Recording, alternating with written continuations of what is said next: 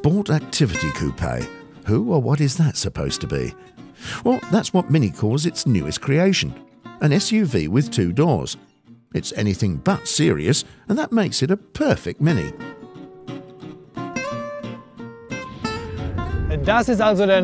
So, this is the new and 7th Mini, Paceman.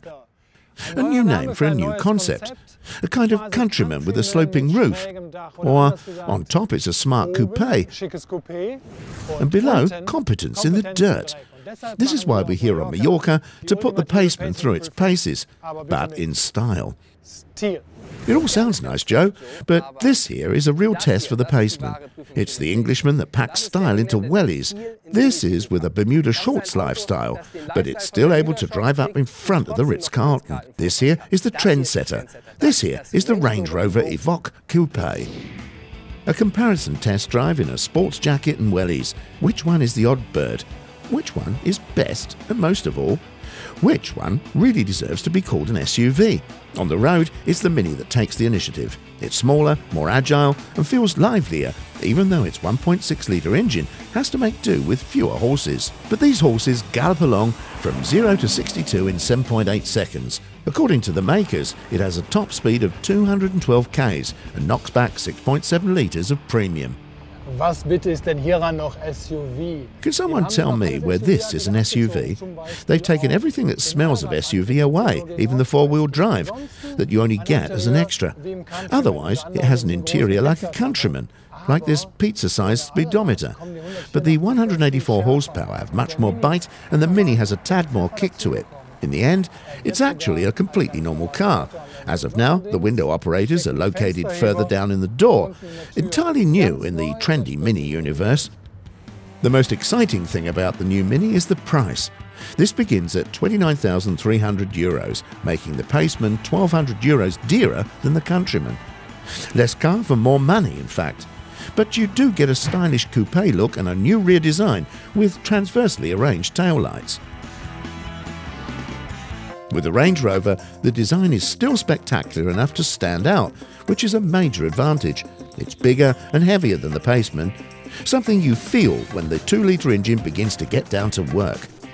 The Rover needs 240 horsepower to achieve roughly the same performance levels as the Paceman. From 0 to 62 in 7.6 seconds is a tad faster, and it manages an extra 5 k's too. However, this advantage costs on average another 2 litres in fuel. The title SUV Coupé is a bit gaga, and this here is definitely more SUV than Coupé. Range Rover's built an off-roader and as an afterthought apparently said, okay, let's get rid of 2 doors and call the thing SUV Coupé. But it doesn't drive as lively as the Mini. It's simply heavier, has permanent 4-wheel drive, and although it has more horsepower, it doesn't react as directly and fast on a run. You don't get the go-kart feeling either, and that's beside the point, as this is a Range Rover after all, and the vibe says something else, driving comfort with a lot more luxury on board than the Mini. The Evoque is bigger, but costs significantly more too, $12,000 more than the Paceman to be exact. You could get the Paceman and a small car on top for that. At the end of the day, the comparison between the 2 coupes is an uneven battle.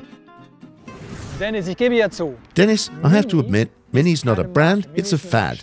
And the newest fad is, I've got a great SUV coupe. In all honesty, the fad isn't really that new, and this here is definitely an SUV. You can drive through the muck, you can wear your wellies. This is a lifestyle car. It's chic, attractive, and not trendy for nothing. Your car is like when you're really hungry and then decide to go to a luxury restaurant, hand over a wad of notes, and just get served a couple of baby carrots. But that's totally in. Reduced food. It's still filling anyway. The 2 carrots? Right up to here. I can drive you off the road with the car. Your car is just fat. It's absolutely modern. It's heavy, but has more power, and ultimately, I arrive at my destination totally relaxed. I want to take it over sticks and stones and be able to drive up any curb, and that's something you can forget. It's not an SUV. You never get anywhere with all your chic motors, but this here is chic, and whether it's stylish or not will be down to the opinions of the incredible Mini disciples. Want to bet that that will sell better than yours next spring? I'll take you up on that bet, and I also believe believe we're getting nowhere fast here. I'll just sit in my Range Rover and let you get on with your baby SUV. Meet you back at the hotel. I'll be there before you. Bye. That is unless there's a bit of cross-country en route between leaving and the hotel. This is where the Evoque comes into its own, and the Paceman is a big girl's blouse. But the majority of buyers will probably never drive beyond paved roads anyway. Glamour and style are more important to both of them than rationality. They're both agreed on that.